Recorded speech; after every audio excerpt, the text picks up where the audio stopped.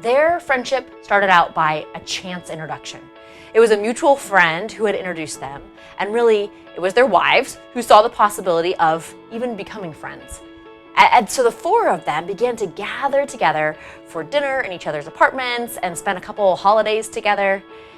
And then soon, the two guys started building a friendship based on their common values and interest in similar things.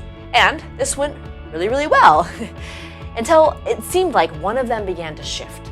It was like his natural curiosity turned critical, his ideas turned fixed, his openness closed off, and his questions became more like, they felt like judgments. And in his mind, he was just asking questions, but for his friend, there was like a heavy weight and a judgment on him when they didn't see eye to eye, or he couldn't answer the questions just like his friend thought he should be able to. This is the StrengthsFinder CliftonStrengths Analytical theme, in full throttle, without a meter. And for these guys, it was killing their friendship. Hi there, I am Becky Hammond, and you are tuning into the Isogo TV podcast from IsogoStrong.com. You know, you and I gather right here on this podcast to make relationships easier, on your teams and in your families. And this is episode 95 in our Make Relationships Easier with Your Strengths series. And today we're chatting all about one of the 34 Clifton strengths, the analytical strength. You know, it's so easy to see the negative in our lives and focus in on that. But really, you can impact relationships by emphasizing the positive, the strengths that you already have. Yet sometimes, as you probably know, in that endeavor, the line between what you use as a strength and what can negatively affect your relationships is a very thin one.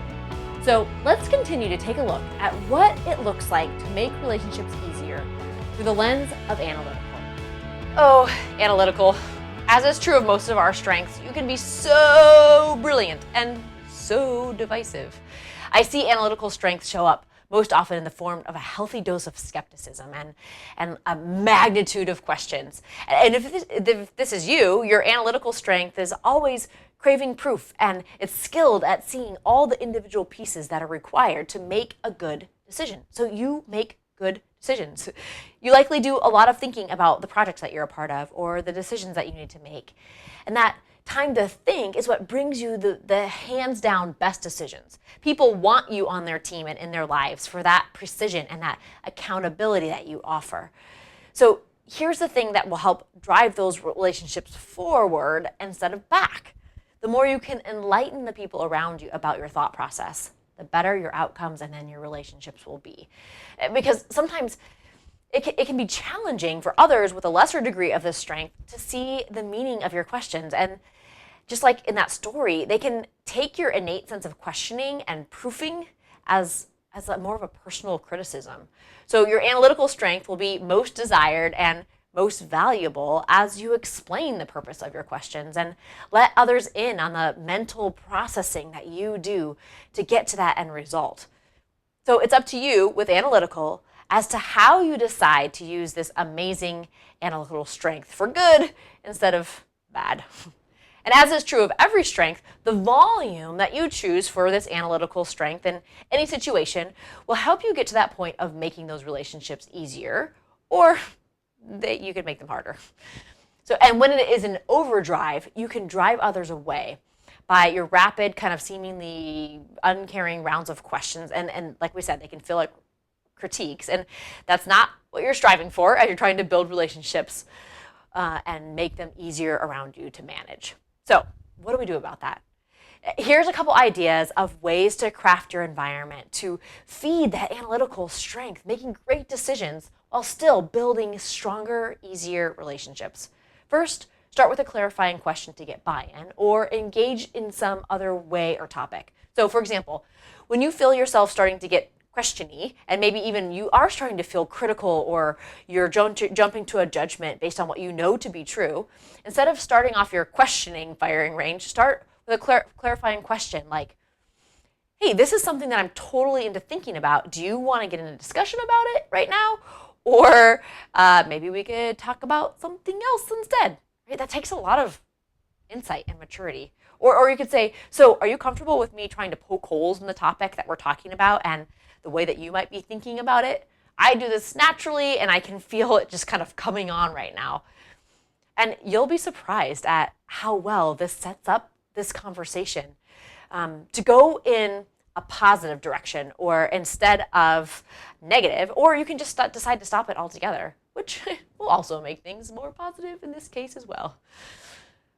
Okay, and then the second is to reframe your mindset of analytical. As we've been talking about, much of using our strengths to make relationships easier is about our mindset. And then the discipline or the commitment to follow that mindset through with action. It's the mindset to know and appreciate and dial in our own strengths, and then to know and appreciate and dial in the strengths of the people around us. So for this analytical strength, with your mindset, you can start with the affirmative and move to the controversial with care. So here's what I mean by that. So you start with an open mindset that others who have not questioned or thought through as much of this or as well as you might have, that they might still have valid ideas. Try practicing response phrases like, that's an interesting idea, or, I see your perspective there. Because look, after all, it's just their perspective that you're seeing, not agreeing with their idea necessarily. Or you could say something like, hey, we definitely all come from different perspectives. It might seem cheesy to you, but it will start to get buy-in and better traction. It'll help others kind of start to think that you realize that you're not thinking about just data and proof and facts, but they're also seeing them as a person with a different thought process altogether. And I know that if you are high in analytical strength, there is a good chance that you're rolling your eyes right now because response phrases and even mindset are not your normal wheelhouse with numbers and proof. They're kind of soft, right? But yet, as you incorporate these two things into your roles or your families, I bet, and you'll have to let me know, that the people around you will become responsive to those compelling things that you say, because they see that you're trying to care about them as much as your lovely data and facts. So there we have it. At least scratching the surface about using your data and questions-oriented analytical strength to make relationships easier around you, on your team, or in your family, or both. If you operate from this analytical strength, or you know someone who does, I'd love to know, how does this description that we talked about and the actions that we came up with today, how do those sit with you? How do they resonate, or how do they not? And maybe even better, what else would you do, or do you do, to dial in your analytical strength to make relationships easier around you? And this is not a rhetorical question either. You have so much to teach me along the way. So there's a couple ways that you can do this and join the conversation. You can comment on the blog post that goes up with this episode. That's over at isogostrong.com/episode 95.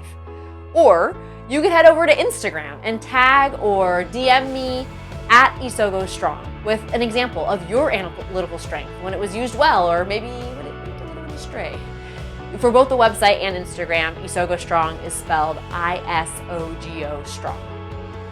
You and your strengths have the power to make a ripple effect on your family, on your team, and across the entire world.